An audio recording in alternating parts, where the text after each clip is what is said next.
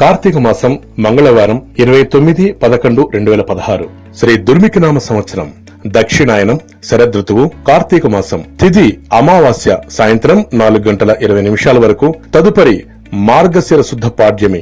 నక్షత్రం అనురాధ 11:20 వరకు ఉంటుంది. వర్జ్యమైతే లేదు. దుర్ముహూర్తం ఉదయం 8:31 నుంచి 9:22 వరకు దుర్ముహూర్తం ఉంది. తదుపరి తిరిగి రాత్రి 10:40 నుంచి 11:22 వరకు దుర్ముహూర్తం ఉంటుంది. ఇక రాహుకాలం విషయానికి వస్తే పగలు 3 గంటల నుంచి తెల్లవారుజామున 4:30 వరకు ఉంది. యమగండం ఉదయం 9 గంటల నుంచి 10:30 వరకు యమగండం ఉంది. శుభ సమయాలు లేవు. ఇది ఇవాల్టి పంచాంగం.